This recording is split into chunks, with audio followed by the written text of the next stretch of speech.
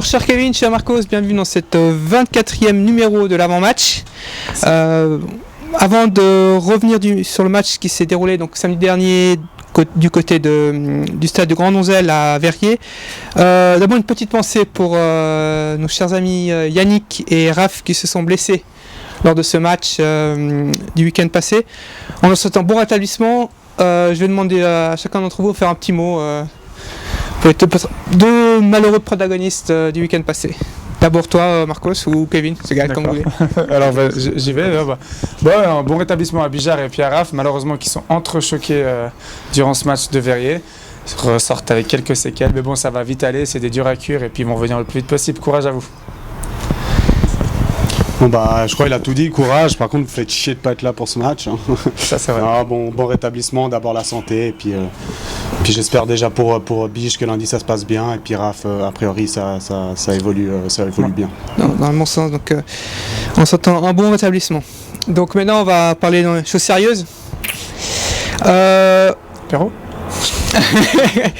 Alors j'ai nommé ce match maîtrise de jeu avant le cauchemar. Voilà. Je crois qu'en 2 mots, on aura tout dit. Mais on va développer un peu plus quand même, sinon ça serait trop court. Soyons fous. Marcos, malgré une petite alerte au début de match du FC Verrier qui s'est créé la première occasion plus ou moins dangereuse, tir trop croisé, on peut dire que Collet s'est créé beaucoup d'occasions qui sont parties des pieds de Blaise qui a lancé entre autres Nico puis toi-même, mais malheureusement vous avez échoué devant le portier. Qu'est-ce qui explique cela, la crispation ou par rapport à l'enjeu du match? Non, je pense pas. De toute façon, on peut pas toutes les mettre. Après moi, c'est vrai que sur la mienne, je m'en vais un petit peu parce que j'ai hésité. Je sais très bien que je dois toujours rester sur le premier choix et là, je l'ai pas fait. Et puis voilà, le tir, il est passé complètement à côté. Il était complètement raté. Je pense pas qu'on était plus crispé que ça. On était quand même confiants. On était sur une bonne série. Voilà, cette fois, on n'a pas eu la petite réussite. Je dirais en première mi-temps, je ne parlerai pas de la deuxième, pour passer l'épaule et puis ça fait partie du jeu. Effectivement, Kevin, on peut dire tant sur le banc collésien qu'autour du terrain, les spectateurs ont dit voilà, Collègue Bassis c'est une équipe solide et performante et tout va dans la bonne direction dans ce début de match, mais quelques minutes plus tard, patatras. Yannick et Raph se percutent. Résultat des courses, les deux protagonistes finiront à l'hôpital, un avec un nez cassé et les points de suture et l'autre avec une commotion. Suite à ce terrible accident, comment gère-t-on la suite du match? C'est vrai que c'est assez compliqué. On a 2 changements assez consécutifs de Raphaël et puis de Bijar qui s'entrechoquent. Donc c'est vrai que ça fait directement 2 changements dans nos rangs. C'est vrai que pour la suite du match, c'est pas facile. Mais après, je pense qu'on a été solide. Et puis on a quand même su gérer ce moment un peu désastreux qu'on a eu. On s'est créé des occasions, notamment avec Marcos et puis Nicolas Leneux. Après, comme il a dit Marcos, on peut pas tout le temps les mettre tout au fond. Et puis là, j'ai envie de revenir sur le mot que tu as dit, échouer. C'est pas vraiment, il a pas échoué, il a eu une occasion de goal et puis malheureusement elle n'a pas été au fond. Mais après je pense que l'équipe a bien géré les 2 changements qu'on a eu en première mi-temps. Puis après malheureusement on a des aléas du match qui font qu'on est réduit à 10 puis à 9. Et puis après ça paye cash, c'est pas facile. Mais voilà, on a fait quand même un gros match. Donc, voilà.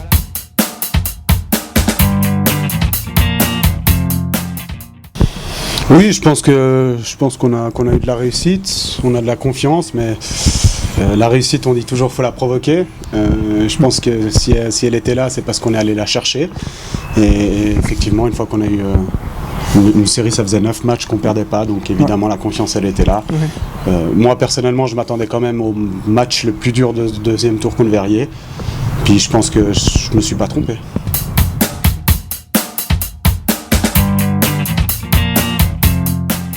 Notamment sur un super coup franc qui a fini sur la transversale, sauf erreur. On s'est dit à ce moment-là, on a échappé belle et puis quand même les actions de Verrier s'accumulaient, mais on s'en collait à bien gérer cette première mi-temps. Ouais, de nouveau, comme a dit Marcos, on était assez solide.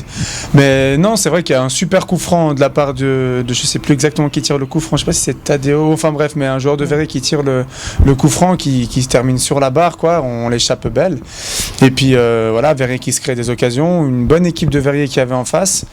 Et puis on le savait avant de jouer, hein. Ils étaient sur 4 matchs consécutifs en alignant les victoires. On savait que ça allait pas être un match facile. On l'a pas pris à la légère et puis on a donné ce qu'il y avait à donner. Puis après, le résultat il est là. Ils repartent avec 3 points et puis c'est comme ça.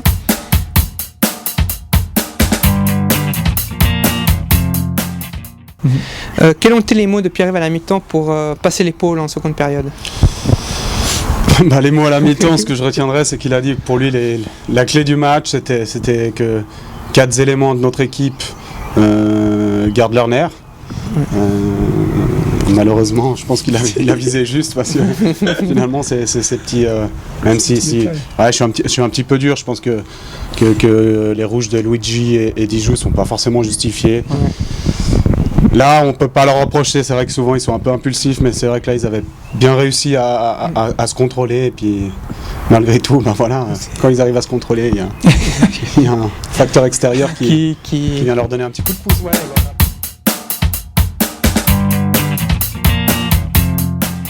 voilà. Seconde période, donc les Chevaliers commencent à pratiquement presque comme la première mi-temps, donc à prendre les choses en main. Toujours pas à réussir à faire trembler les filets, on doit se sentir frustré à ce moment-là.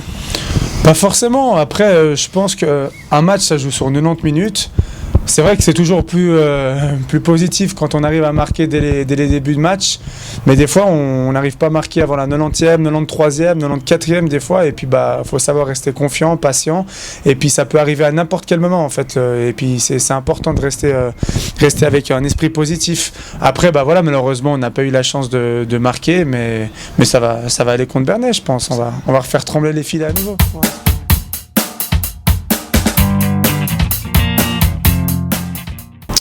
Dans une telle situation, on se dit c'est un vrai cauchemar, on a envie de se réveiller, on dit c'est pas possible. Ouais, c'était un vrai cauchemar, mais je pense qu'on se rendait bien compte qu'on était réveillés.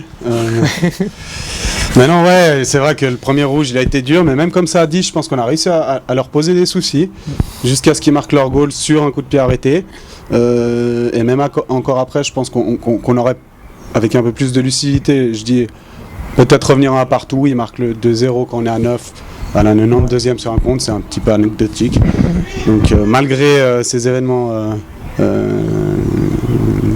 l'arbitre a générés, je pense qu'il faut quand même essayer d'en tirer le positif et de reconstruire là-dessus pour vendredi.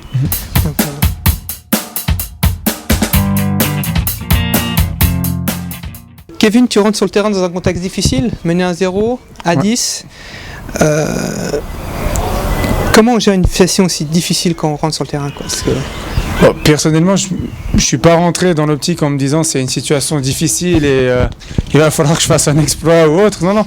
Je suis rentré comme si je rentrais dans un match normal. Et après, c'est vrai que on a conscience qu'on est à 10 et il va falloir redoubler d'efforts, courir un peu plus, faire plus d'appels. On sait que c'est plus difficile quand on rentre alors qu'on est réduit à 10. Mais après, je ne suis pas rentré dans l'optique en me disant putain, ça va être chaud. Pardon, ça arrive. Mince. Dans l'émotion.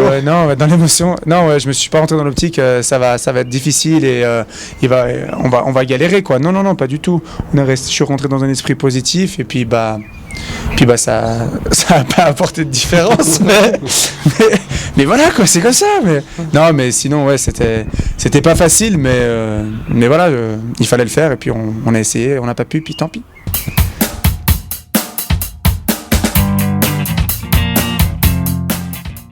Malgré cette défaite frustrante, donc les Colossiens restent toujours dans le coup, hein, donc à 2 points de UGS et à 1 point de Bernay, les 2 prochains adversaires directs. On peut dire que ça motive quand même.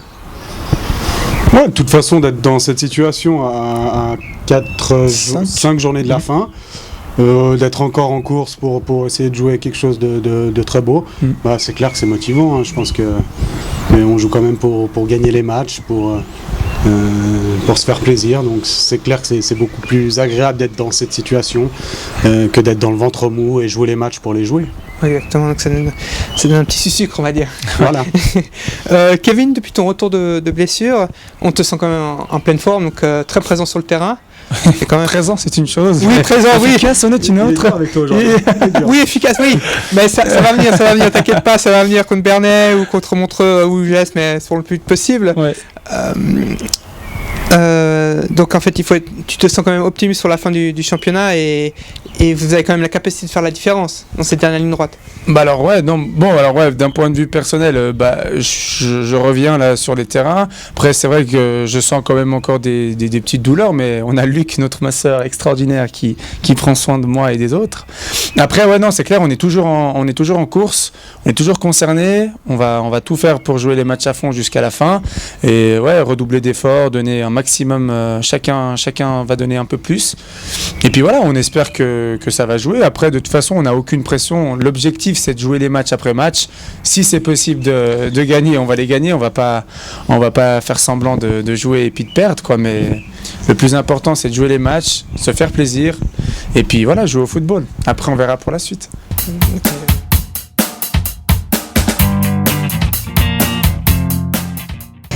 On va commencer par... Ah bah voilà. Alors, on va commencer par Kevin. Soyons fous. Ouais, Kevin, on te voit souvent faire des têtes dans le match, mais rien ne bouge sur la tête. Tu peux nous confier tes secrets de gel et puis de coiffure? Ah. C'est pour voir. Donc voilà, c'est ce que j'allais dire. Alors, comment répondre à ça? Tu vois, là, on parle de mes cheveux, la lumière s'illumine, un signe de là-haut, peut-être. Voilà, merci Pascal.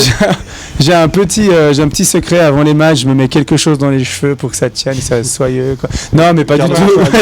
C'est pas divulgué, j'essaie de mettre des têtes, du moins je tente. Je suis pas aussi bon que Marcos de la tête, meilleur timing. Puis c'est vrai que mes cheveux, s'ils bougent pas, c'est peut-être parce que j'avais un élastique pendant quelques temps, mais regarde là, on peut le voir, regarde, tu vois, ça fait... Tu vois, ils bougent quand même. Mais demain, je vais les couper. Donc voilà, si ça intéresse quelqu'un de ma vie, voilà. Retrouvez la nouvelle Donc venez. Et venez accompagné de certaines filles. Je suis célibataire. Voilà qui est par... Par Kevin encore. Alors écoute. Non, par Marcos. Alors c'est pas parce qu'il rigole depuis j'entends parler de ça. Je te jure. Je sais pas quelle question il m'a posé, mais... Ouais, Marcos, quand tu sors de bord de nuit vers 5h du matin, t'as déjà fait une course avec un lièvre dans les champs? Là, Pascal, c'est pas un petit pont, c'est un tac par derrière. Quand je sors de boîte de nuit à 5h du matin, ça fait longtemps que ça m'est pas arrivé. Tu te sais à 7h déjà? C'est un peu plus tard. Ah, c'était peut-être à Alicante la dernière fois, je sais plus. Non, j'évite de courir parce que comme tu sais, je suis un petit peu fragile musculairement et je pense que c'est pas le meilleur moment pour pouvoir tester ma pointe de vitesse. avec un lièvre, ouais. Bon, c'est pas qui gagnera... La tortue ou le lièvre, on sait pas. Je risque de reproduire la même scène que Ben contre Renan. Et puis, ok, ouais. Puis d'ailleurs, en parlant de Ben, si jamais, et de course, il y a un défi qui a été lancé par Mehdi. Ils vont faire un sprint dans pas longtemps. Celui qui court le plus vite des 16 mètres à l'autre 16 mètres. Ouais. Entre Mehdi et Ben. Voilà, entre Mehdi et Ben. Vous pouvez voter sur le site internet du Colobossi. C'est Colobossi ou dans... Tapez 1 pour Mehdi, tapez 2 pour Ben.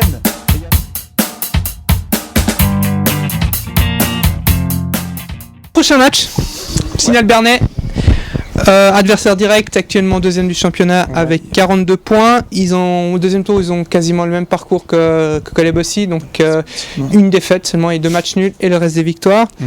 Marcos, ce match s'annonce un vrai combat, car le vainqueur de cet derby prendra un avantage important pour la dernière ligne droite du championnat. Alors je sais pas si ce sera un avantage important, mais c'est clair que c'est un match qu'il faut gagner. Comme vous savez, moi en plus c'est vraiment le match qui me tient un peu à cœur, où j'ai plein d'amis qui jouent là-bas, même s'il y en a un qui s'est un petit peu dégonflé, qui a pris le 4e jaune au dernier match. Non, c'est un match un petit peu particulier vu la situation, d'autant plus parce qu'on pourrait leur repasser devant ce week-end, donc c'est très motivant. Parfait. Kevin, au match aller, le FC Signal Bernay a gagné 1-0 à domicile. Voilà. Match quand même équilibré dans ce domaine-là. On peut dire qu'il y a la revanche dans l'air. comment prépare-t-on un tel match capital face à un adversaire direct? Café Cuba. Voilà, ensuite, café Cuba, ensuite 2-3 tacos. 2-3 tacos avec 2-3 petites soirées. Pourquoi pas aussi aller boire un verre avec une ou deux nanas. Ouais, non, mais comment on prépare ce genre de match? Un peu comme tous les autres. Enfin, moi, je vois pas pourquoi on devrait avoir une préparation différente suivant l'adversaire. Je pense qu'on doit toujours avoir cette même préparation, être concentré durant la semaine, toujours avoir un peu cet esprit de rigolade et de bienveillance et de bonne humeur, tout en étant sérieux et puis concentré. Et puis voilà, non, après c'est un match important, comme Kos l'a dit, et puis surtout pour lui. Et donc, non, va falloir se donner à fond et puis ne pas le prendre à la légère, quoi. Ça va être un match difficile et on espère qu'on pourra repartir avec les 3 points. Effectivement, donc Il fait des moustiques. il n'y a pas de souci. Non, c'est pas que je pue de la gueule, mais Les moustiques web, c'est la lumière. La lumière fuit, les moustiques arriveront. Je suis à Kevin. voilà, c'est ça. Ouais. Pascal. Faut tester. Espérons que tout se passera bien vendredi. Oui. Donc sous l'écho de 20h30. Ouais. Avant de conclure, on va parler des 3 qualités. Donc Kevin, tu avais lancé ça. C'était une belle initiative et une belle improvisation. Donc on a continué sur cette lancée. D'accord. Alors on va commencer avec toi. On va dire 3 mots sur. On va dire sur qui? Sur Gus. Allez. Sur Gus. 3 mots sur Gus. 3 mots sur Gus. Je pourrais faire Juste tout un 3. ouais, je pourrais faire tout un pas. Il y a 3 lettres à Gus. Donc, Voilà. tu peux prendre les 3 lettres Non. et puis faire. Le Gus, je dirais pour définir Gus, rapide. Voilà. Non, rapide. Puissant aussi. Et puis je dirais ponctuel, très ponctuel. Ouais. Ça c'est une de ses qualités. Gus, il arrive toujours alors. Des fois il est même avant tout le monde. Ouais, exactement. Et je pense que voilà, je rechangerais, je mettrais d'abord ponctuel et ensuite après je mettrais rapide et puissant. Marcos, 3 mots sur. Est-ce que je l'ai dit? Sur Quilez. Sur Quilez. 3 mots. Ouais. Alors, jeune. c'est le mec le plus endurant de l'équipe. Il râle pas. Ouais, un petit peu râleur. Léger, mais c'est la jeunesse, ça viendra avec l'expérience, il arrivera peut-être à se calmer. Et puis toujours souriant. Souriant, ok. Ouais. Et puis il utilise la langue de Molière. Comme il a dit à merveille. À merveille. Voilà, merci beaucoup. On vous donne rendez-vous vendredi soir au stade Marc Burdet autour des 20h30 où l'arbitre. On va voir la nouvelle coupe de Kevin. Voilà. Kevin. Ah oui, il y a une surprise parce que là, donc faut venir. Une barbe un peu plus taillée. Ouais, exactement. Je vais essayer de revoir une nouvelle jeunesse, être un peu plus. Parce qu'on commence les playoffs, c'est juste donc voilà, petit clin d'œil au hockey sur glace. Parfait, merci beaucoup. Puis espérons la victoire vendredi, puis que ça s'enchaîne, que tout se passe bien pour la suite. Que Dieu t'entende. Merci, ciao. Merci.